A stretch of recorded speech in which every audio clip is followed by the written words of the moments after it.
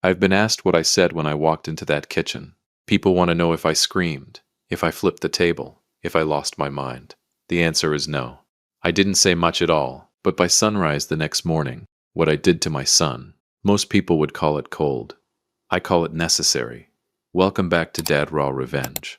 Get comfortable, and remember, the people in these stories had every chance to behave themselves. They just choose wrong. Drop a comment and let us know where you're watching from. Subscribe, and hit that like button. Trust me, you're going to love it here. Now, let me start from the beginning, because if I don't, you won't understand why I don't regret a single thing I did. My name is Paul Jarrett. I'm 63 years old. I've been married to Angela for 30 years, and up until 11 days ago, I would have told you my family was solid. Not perfect.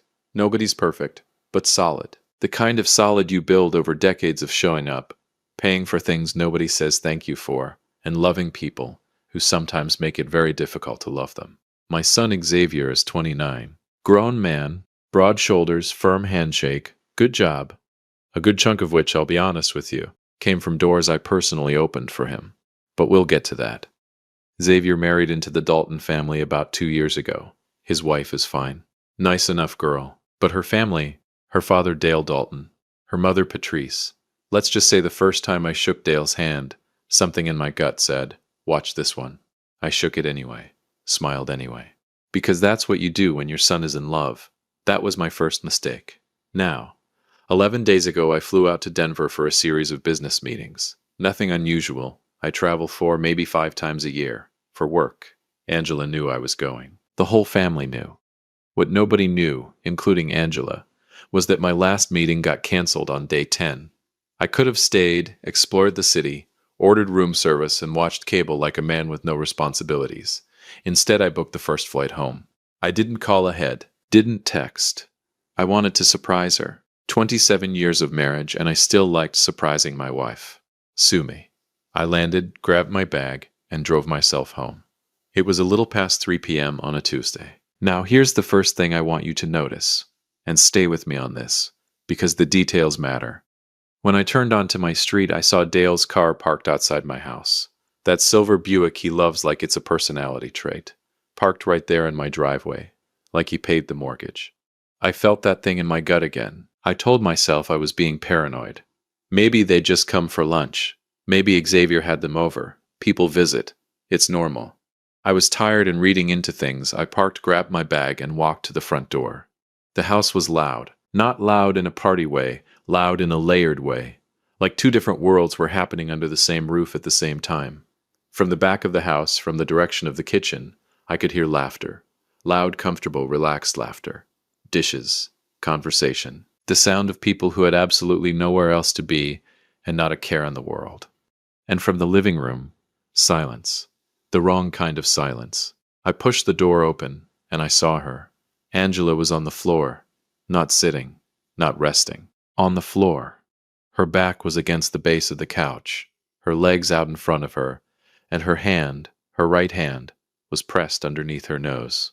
Her white blouse had a stain on it that I recognized immediately, and I felt my stomach drop straight through the floor.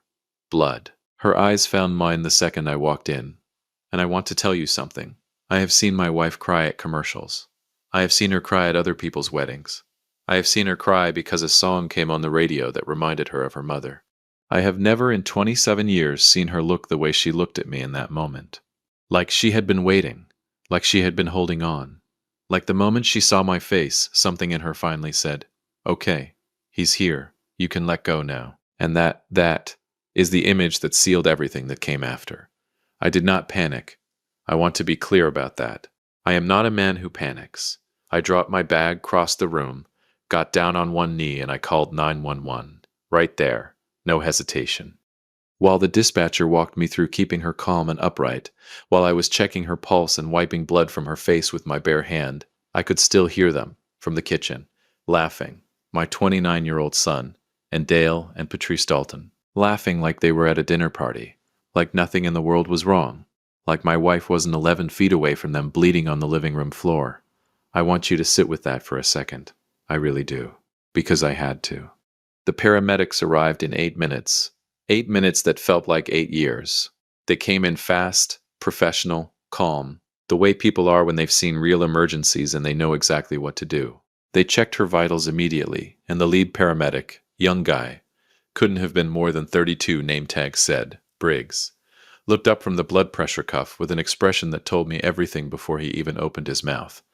Mr. Jarrett, he said quietly, your wife is in hypertensive crisis. Her pressure is critically high. This didn't just happen. This has been building. She needed attention before this point. He said it professionally, clinically, without accusation. And I looked toward the kitchen, where the laughter had finally gone quiet. And I felt something shift inside me. Something that had been hot and frantic a few minutes ago went very, very still. Cold, actually. I held Angela's hand until they lifted her onto the stretcher. She squeezed my fingers. I squeezed back. Twice. Our thing. 27 years of our thing. Then I stood up, straightened my jacket, and walked toward the kitchen. Now, before I tell you what happened next, I need you to understand something about me. I am not a violent man. I am not a man who screams or throws things or makes scenes in his own home. But I am absolutely, without question, a man who handles things. And it was time to handle something. If you've been listening for a while, do us one quick favor. Subscribe. A lot of people listen without ever doing it, but it costs you nothing and means everything to us. Thank you, genuinely. I've walked into a lot of rooms in my life. Boardrooms where millions of dollars were on the table. Hospitals when people I loved were fighting for their lives. Courtrooms, churches, gravesides. I've walked into rooms that changed everything and rooms that changed nothing. But I want to tell you, nothing, and I mean nothing, has ever felt like walking into that kitchen that afternoon.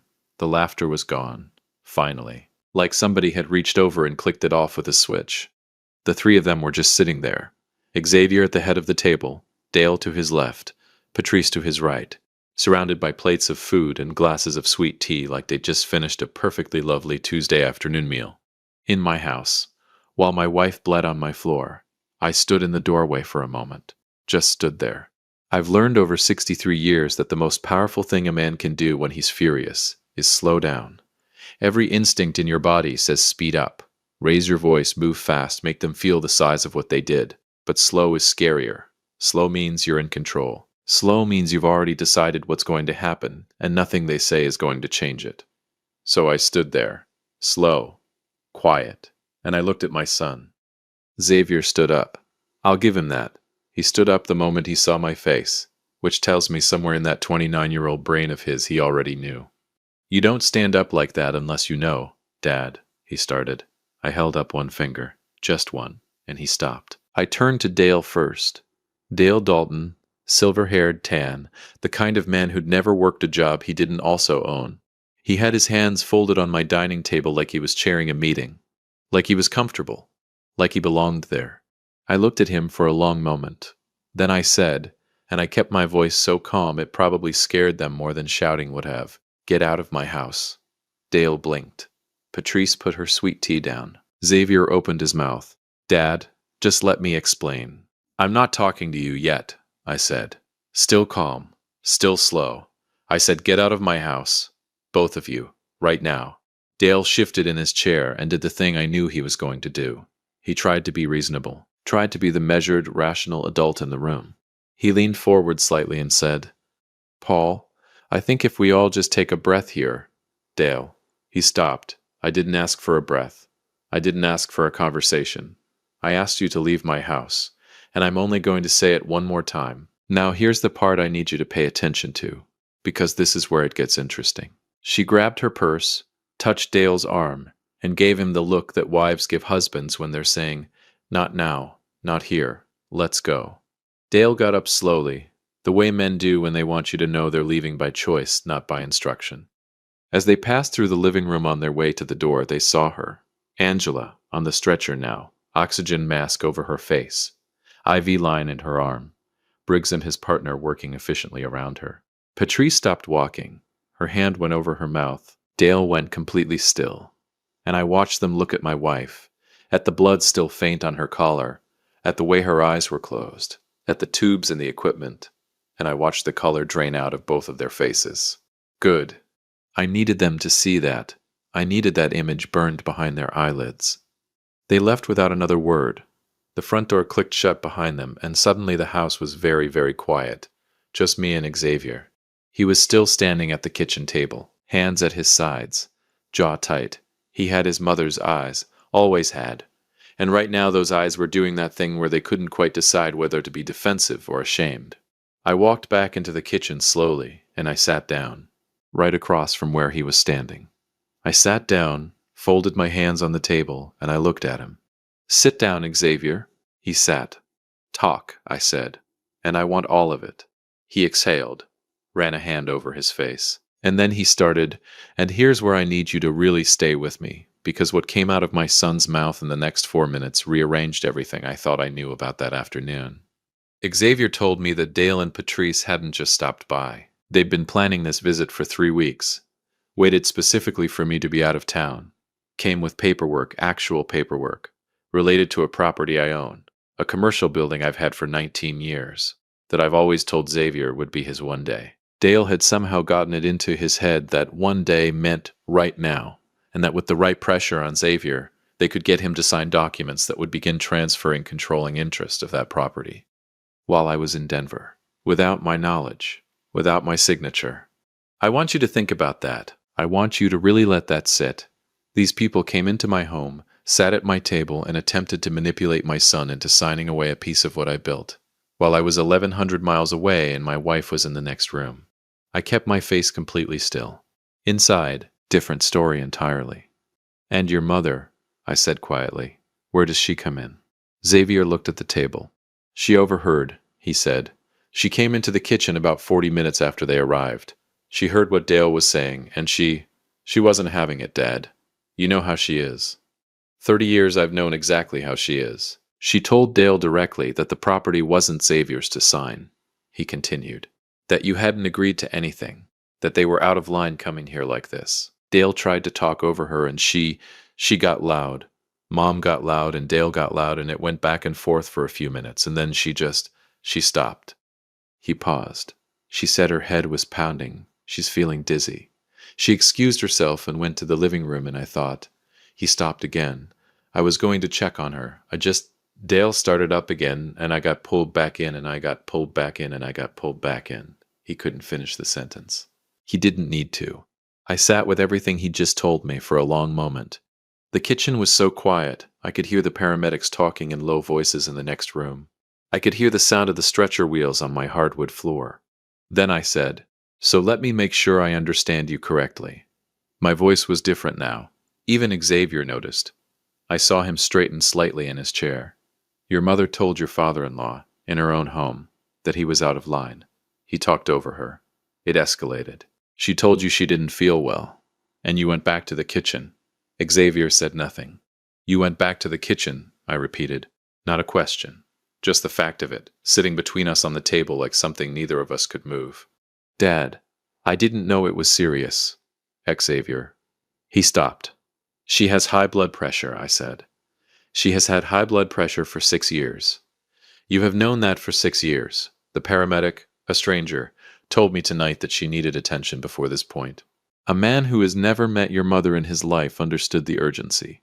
And you," I stopped myself, "because I felt it. That thing you feel when you've raised someone, loved someone, sacrificed for someone, and you realize in one terrible moment that somewhere along the way, something didn't take." I stood up, and I said the last thing I was going to say to my son that night. "I don't know who you've been spending your time becoming, but he is not the man I raised." I walked out of the kitchen, back to my wife's side. I took her hand, and I didn't speak to Xavier again for the rest of the night. But I want you to understand something. The silence wasn't weakness. The silence wasn't me letting it go. The silence was me thinking. And when Paul Jarrett gets quiet, when he gets very, very still, that's when you should be worried. There's a particular kind of quiet that settles over a house at 2 a.m. Not peaceful quiet. Not the kind you get after a good meal or a long laugh or a night where everything went right. I mean the other kind. The kind that has weight to it. The kind that presses down on your chest and makes every small sound. The refrigerator hum, the clock on the wall, the distant sound of a car passing outside, feel louder than it should. That's the quiet I sat in that night. Angela was asleep in our bedroom.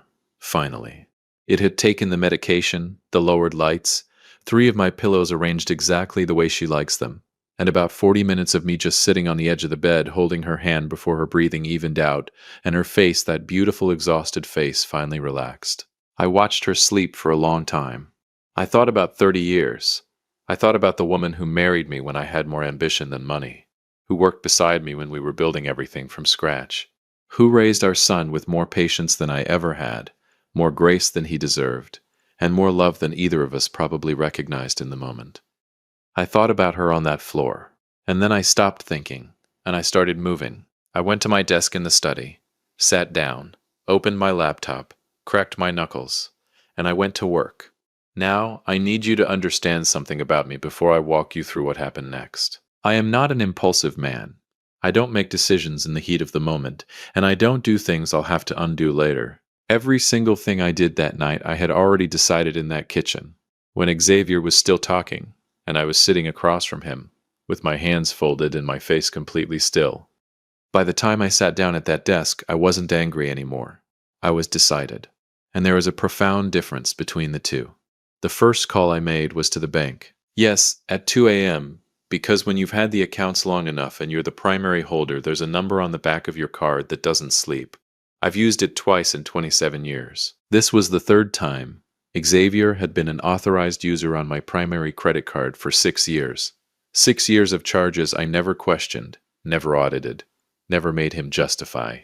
Gas, groceries, dinners, subscriptions. That one weekend in Nashville he called a work trip that I'm fairly certain involved neither work nor a spreadsheet. Removed. The woman on the phone was professional and efficient. Took less than 4 minutes. She asked if there was anything else I needed. Not tonight, I said. Thank you. I hung up and moved to the next one. I moved on. Car insurance. Dropped from my policy before 3 a.m. The apartment. Now this one took a little more. I'd co-signed Xavier's lease 2 years ago when he and his wife moved into their place. Nice building. Good neighborhood. The kind of neighborhood that requires a co-signer with a certain kind of credit score and a certain kind of income. Mine. I called his landlord at 7 a.m. when I knew the office would be open. Man named Gary. Good guy. We'd spoken twice before. Both times pleasant, both times brief. This time I told him I needed my name removed from Xavier's lease at the earliest legally possible opportunity, and that I'd cooperate with whatever process that required. Gary paused for a moment, then said, "Everything okay, Paul?" "Everything is being handled, Gary," I said. "Thank you for asking." Every first of the month, quietly, without announcement or conditions, I'd been transferring money into Xavier's personal account. It started when he was getting on his feet after college. Then it became habit. Then it became something neither of us ever discussed, because we both just accepted it as part of how things worked.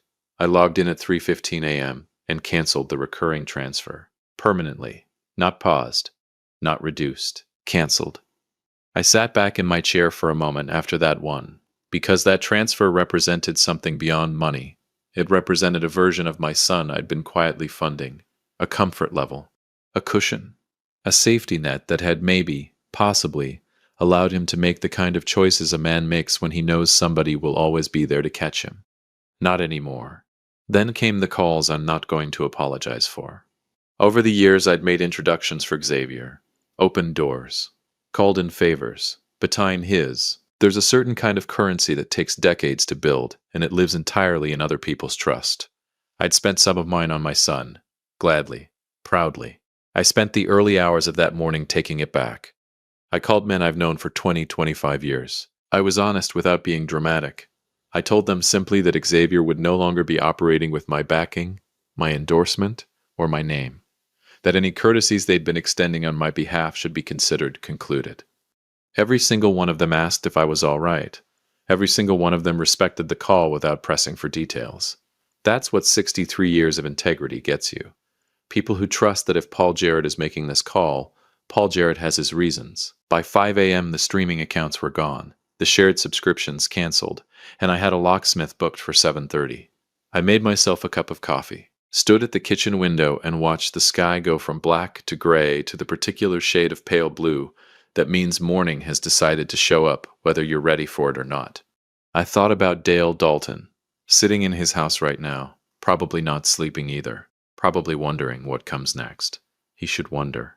Because the property he came to my house to manipulate my son into signing, the one he brought paperwork for, the one he planned for 3 weeks, the one he waited until I was out of town to pursue, I'd already called my attorney at 6 a.m., left a voicemail. The message was simple. I need to restructure the documentation on the Garrett Street property. I want it ironclad, I want it airtight, and I want it done this week. Call me when you're in. Dale Dalton would never, not in this lifetime or the next, get within legal reach of anything I built. Xavier showed up at the house at 9 a.m. I watched him from the upstairs window, saw him walk up to the front door with his shoulders set the way he sets them when he's preparing himself for a hard conversation. Watched him reach into his pocket for his key. Watched him try it. Watched him try it again. Watched him stand there for a moment, perfectly still, beginning to understand. He knocked. I didn't answer. He knocked again. Nothing. He called. His phone was dead. He stood on that porch for a long moment, looking at the door like it might change its mind, then walked to the neighbor's house, the Petersons. And I saw Barbara Peterson hand him her phone with the concerned expression of a woman who doesn't know what's happening but can feel that it's serious. My phone rang. I looked at the screen. Barbara's number. I picked up. There was a brief silence. Then, his voice was different. The defensiveness was gone. What was left underneath it was something rawer, something younger, something that reminded me painfully of the boy he used to be before the Daltons got their hands on who he was becoming. I let him have his silence. Then I said, "You let your mother lay on that floor, Xavier. You knew her condition. You knew what stress does to her body. And when she needed you, her son, you chose to go back to that table." He didn't speak. I could hear him breathing. "I love you," I said. "I will always love you. But love is not the same as access. And right now, every door I've kept open for you is closed." Another silence. Longer this time. "For how long?" he asked. Quietly. "Until you've become the kind of man who doesn't need me to answer that question for him." I hung up. I walked back to the bedroom. Angela was awake, sitting up against the pillows, morning light across her face, looking tired but present. Herself again. My wife again. She looked at me for a long moment. "Is everything okay?" she asked softly. I sat beside her, took both her hands in mine, looked at her, really looked at her, the way you look at someone when you almost lost them, and you need a moment to be grateful that you didn't. "Everything," I said, "is handled." She searched my eyes, then slowly she nodded, and she leaned her head on my shoulder. Outside, my son sat on the Petersons' front step with a dead phone and a declined card and a key that no longer worked, surrounded by the echo of every comfort I'd quietly built around him. Inside, I held my wife's hand, and for the first time since I walked through that front door, I exhaled. Some people will listen to this and say I was too hard on my son. Maybe. But I watched a paramedic, a stranger, treat my wife's crisis with more urgency than the man I raised. And I decided that night that the greatest act of love I had left for Xavier wasn't to keep the doors open. It was to finally let him feel what it costs when they close. He'll either grow from it, or he won't. But Angela is alive. She is safe.